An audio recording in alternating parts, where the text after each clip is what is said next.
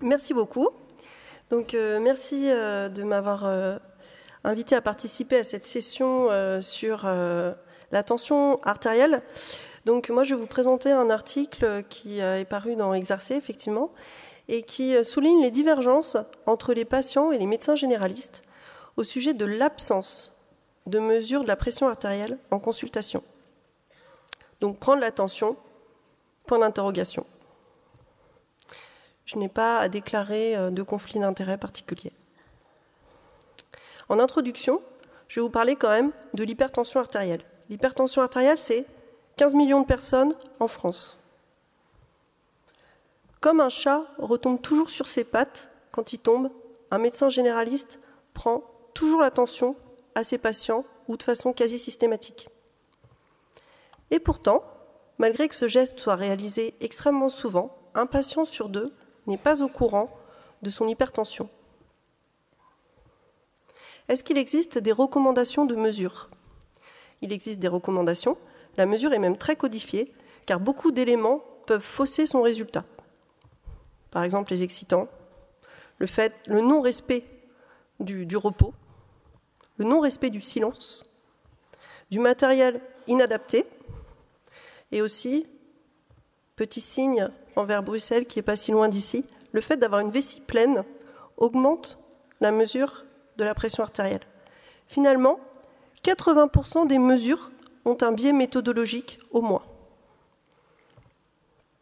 Existe-t-il des recommandations de fréquence concernant cette mesure? L'HAS nous dit qu'il faut mesurer la pression artérielle de façon régulière. L'étude de cohorte Framingham a démontré que l'hypertension met 4 ans à s'installer. Et enfin, les sociétés européennes de cardiologie et d'hypertension ont donné des recommandations de mesure. Tous les 5 ans, si la pression artérielle est optimale, tous les 3 ans, si la pression artérielle est normale, tous les ans, si la pression artérielle est normale haute. Si on essaye de faire un résumé de toutes ces données, finalement, qu'est-ce qui se passe? Nos mesures de pression artérielle en consultation, elles ont des biais. Elles sont presque systématiques. On est dans une espèce de routine. Est-ce qu'on pourrait essayer de faire autre chose? Choisir avec soin sur le modèle « choosing wisely », comme nous en avons déjà parlé. Je pense aussi à ma région, je pense à Blaise Pascal, qui disait qu'il faut donner toujours du sens à ce qu'on fait. Donc, est-ce que chaque mesure pourrait avoir du sens? C'est-à-dire prendre une fois une mesure valide qu'on conserve, qu'on note, et ce qui implique finalement que lors de toutes les autres consultations, on ne mesurerait pas la pression artérielle. On aurait une absence de mesure de la pression artérielle. Ça nous amène vers un objectif qui est explorer et confronter les ressentis des médecins et des patients en l'absence de mesure de la pression artérielle. On a vraiment choisi cette absence de mesure. En consultation, est-ce possible de ne pas la mesurer? Pour la mesurer moins souvent et mieux. On a choisi d'essayer de trouver des souvenirs au cours de cette enquête qualitative, c'est-à-dire des patients qui se souvenaient de consultations au cours desquelles ils n'avaient pas eu de mesure. Des médecins aussi qui se souvenaient de consultations au cours desquelles ils n'avaient pas mesuré la pression artérielle. C'est donc une étude qualitative. On a fait des entretiens individuels semi-dirigés dans le Puy-de-Dôme. On a échantillonné des médecins et des patients avec des grilles d'entretien évolutives jusqu'à saturation des données. Nous avons codé, triangulé les données par 2 voire 3 chercheurs et analysé en théorisation ancrée. On a interrogé 12 médecins qui ont été échantillonnés sur différents critères, leur mode d'exercice, la présence d'un secrétariat ou pas, leur nombre de consultations, etc. On a fait 7 entretiens tests avec des patients pour essayer de vraiment arriver à la remémoration de consultations sans mesure de la pression artérielle. Au début, c'était des tests et on est vraiment ensuite passé aux entretiens avec 9 patients. Les résultats. Donc en bleu, ce sont les ressentis des médecins et en vert, les ressentis des patients. on a essayé de les présenter en miroir. Donc finalement, les médecins, ils avaient très peu de souvenirs de consultation sans mesure de la pression artérielle. Ils ont même au début pas forcément compris l'intérêt de cette étude et pourquoi ne pas prendre la tension, ça mange pas de pain, entre guillemets. Donc c'était difficile de retrouver des consultations sans mesure. Par contre, quand il y avait une absence, c'était rare, mais c'était toujours adapté au contexte de la consultation, bien sûr. Et les médecins avaient des craintes de répercussions médicales et non médicales de ne pas prendre cette tension. Alors, bizarrement, les patients, par contre, ils avaient plein de souvenirs de consultations sans mesure de pression artérielle. Et la plupart du temps, ils étaient satisfaits de cette absence. Ils étaient sereins, ils étaient indifférents, éventuellement utilisateurs de l'automesure tensionnelle. Ils cherchaient une cohérence dans ce que faisait le médecin surtout. Selon les médecins, les patients étaient très attachés au geste. C'était le symbole du médecin, le symbole de la consultation, ça avait un intérêt dans la relation. Les patients étaient satisfaits par la justesse de l'expertise médicale, la réassurance, l'écoute, la disponibilité, la connaissance du dossier, c'est-à-dire d'autres données que ce geste finalement. Les médecins allaient quand même vers une remise en question de la mesure systématique. Ils se disaient que peut-être c'était promouvoir de mauvaises habitudes, éventuellement rassurer faussement ou inquiéter inutilement s'il y avait des biais dans la mesure, voire même peut-être favoriser l'inertie thérapeutique. Une minorité de patients étaient insatisfaits, et ceux qui étaient insatisfaits, c'était parce que le geste pour eux était symbolique. C'était une vérification qui rassure une habitude. Mais cependant, cette insatisfaction n'avait pour eux aucune conséquence sur la relation avec leur médecin. Ce qu'on a pu trouver aussi dans nos résultats, qui nous a paru vraiment intéressant, c'est que les médecins, ils ont signifié que pour eux, il y avait deux gestes.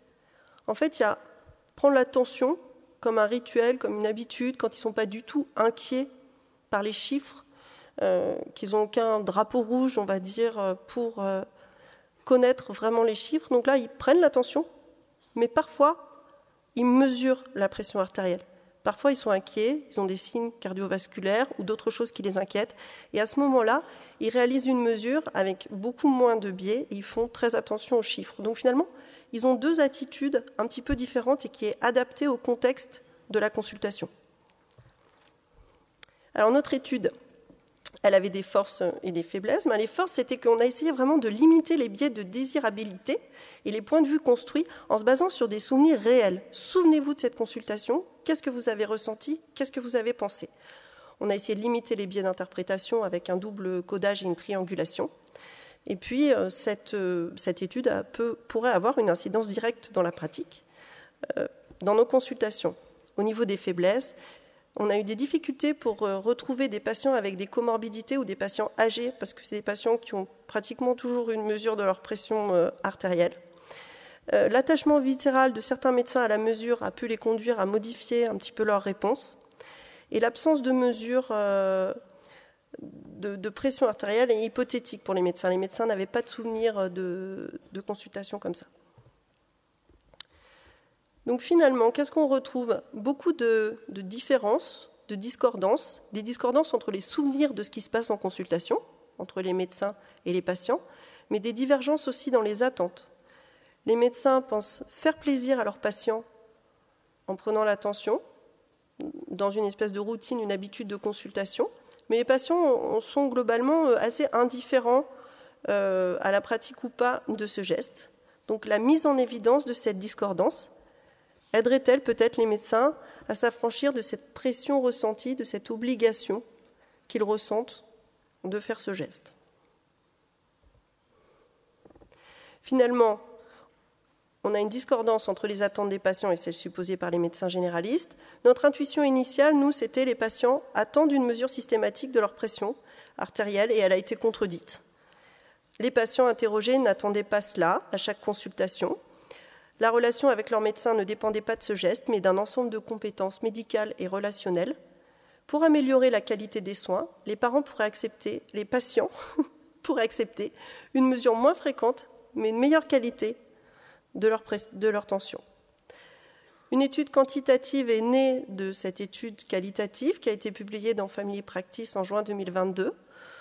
On a mesuré sur 492 questionnaires patients leur satisfaction ou pas en fonction de la réalisation du geste, et 60% des patients sont trouvés indifférents ou favorables à l'absence de mesures tensionnelles. Merci de votre attention.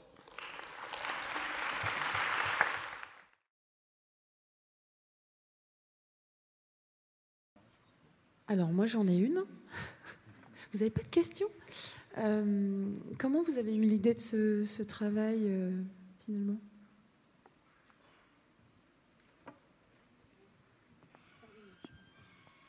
Ouais. L'idée de ce travail est venue tout simplement d'une interne que j'avais en stage et qui avait fait une consultation sur, je crois, un reflux gastro-œsophagien pour une patiente qui lui avait demandé à la fin de la consultation de lui prendre la tension. Et vous ne me prenez pas la tension, docteur, comme souligné tout à l'heure. Et elle s'est demandé, du coup, voilà, si c'était acceptable pour les patients ou pas, cette absence de mesure. Laurent Moiseau, médecin généraliste à Celles-sur-Belle. J'ai retenu qu'en fait, on faisait la prise de la tension de manière systématique au sein des consultations parce que c'est un moyen rapide et efficace de dépister l'hypertension artérielle, cette tueuse silencieuse, auprès de nos patients. Mais du coup, est-ce que peut-être que vous pouvez revenir là-dessus? Est-ce que c'est toujours d'actualité? Est-ce qu'il y a toujours une indication à faire un dépistage systématique de l'hypertension artérielle? Qu'est-ce qu'on fait de ça? Parce qu'effectivement, la mesure, qu'est-ce qu'on en fait? Moi, je me pose la question. Du coup, j'ai lu votre article dans Exercer, donc je me suis posé la question. Je me suis senti mal à l'aise de ne pas faire de prise de tension. Des fois, je faisais une automesure puis une prise de tension. Je me dis, ça sert à rien ce que tu fais. Mais du coup, c'est quoi la bonne stratégie? Alors, merci pour cette question. Alors, bien sûr, on ne remet pas du tout en compte le dépistage de l'hypertension artérielle. Simplement, ce qu'on veut dire, c'est est-ce qu'il est bien fait? Est-ce que qualitativement, c'est bon? Parce que, en fait, quand on dit prendre la tension artérielle, c'est rapide, ben, c'est pas tout à fait vrai. Parce qu'en fait, mesurer la pression artérielle, ça prend un petit peu de temps. Il faut que le patient il soit au repos. Il ne faut pas parler. Il faut avoir un appareil validé. Il faut prendre le bon brassard en fonction de la taille de son bras. Faut vérifier qu'il n'a pas pris d'excitant, qu'il n'a pas la vessie pleine, parce que ça fait monter quand même les millimètres de mercure. Donc finalement, avoir une vraie mesure, une mesure juste, c'est difficile. En tout cas, ça prend un petit peu de temps. Donc si on la prend trop rapidement, le chiffre peut ne pas être juste. Voilà. Donc l'idée, c'est pas de plus prendre la tension, mais comme par exemple certains examens de dépistage sont faits à intervalles, je ne sais pas, je vous parlais du frottis ou d'autres gestes comme ça, on pourrait prendre la tension en fonction des chiffres de nos patients, simplement une fois par an ou une fois tous les 3 ans, en fonction des recommandations, mais faire une mesure vraiment pointilleuse. Voilà. Je suis médecin à la campagne.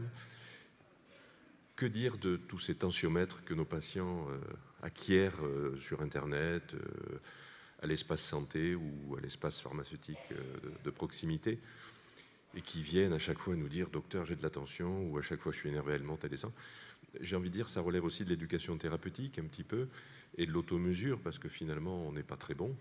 Mais l'idée, c'est de se dire, c'est un peu comme les antibiotiques, il y a un décalage entre ce que effectivement on découvre, et toute ce cautionnement qu'on a mis dans la prise de la tension, de ce rassurement, et puis la prise au poignet, la prise au bras, enfin voilà. Donc effectivement, on est un petit peu dans un décalage entre une habitude sociale maintenant d'être connecté, la montre qui vous dit que vous avez le cœur qui bat vite ou pas, et c'est vrai que c'est difficile de se positionner parce que des fois, il faut prendre du temps, il faut éduquer, et que des fois, on reste mauvais parce que, voilà, c'était juste un témoignage.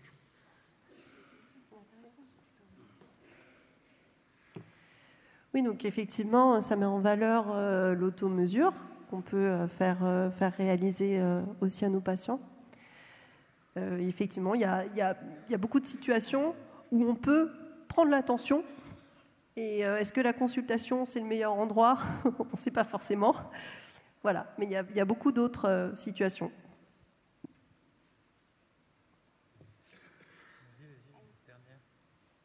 Dernière question. Bonjour, donc Jean-Sébastien, médecin généraliste à Aubervilliers. Moi, je voulais revenir sur cette différence qui m'intéresse, et puis aussi sur l'étude quantitative entre mesurer la tension et prendre la pression artérielle. Alors, dans mon centre de santé, à Aubervilliers, on a 5 à 10% de personnes illettrées, donc qui sont en incapacité de faire une feuille d'automesure tensionnelle. On a mis un temps en place des locations d'appareils à automesure, mais en fait, on piquait les fils de plomb qui étaient à l'intérieur des trucs d'automesure. C'était revendu sur le marché. Donc, l'hétéromesure reste pour moi un des moyens de dépister la tension artérielle quand on a des personnes en situation de précarité. Mais c'est vrai que je suis très gêné par des chiffres de tension artérielle qui ne veulent pas dire grand-chose pour moi. Et en fait, dans ma pratique, c'est totalement aberrant, en fonction du gradient social, en fonction de la catégorie socio-professionnelle, je prends la tension artérielle réellement, la mesure de la pression pour des personnes en situation de précarité pour lesquelles je sais que l'automesure ne sera pas accessible. Donc là, je vais faire attention au repos, je vais prendre le temps, on va prendre les gens en rendez-vous où je n'ai pas de retard. Et quelquefois, je suis très gêné par contre pour des personnes de catégorie socio-professionnelle élevée par des chiffres de tension artérielle élevés repérés par l'externe en consultation. Parce que moi, il m'arrive très régulièrement, et c'est peut-être votre cas, assez régulièrement, de ne pas prendre en compte les chiffres de tension artérielle élevés, surtout le vendredi. Donc en me disant finalement à quoi ça sert ce que je suis en train de faire, voire même de cacher l'appareil quand je me dis c'est 15 alors que j'ai une personne très anxieuse. Donc je ne sais pas réellement ce que je fais, en tout cas pour les patients en situation de précarité. Donc ma question c'est plutôt pour l'étude Quanti Family Practice, est-ce que vous avez pris en compte la position sociale dans le cadre de la satisfaction? Parce que 60% ça ne veut pas dire grand chose pour moi, c'est bien, c'est pas bien, ils sont contents, pas contents, c'est 60% quoi. Donc voilà.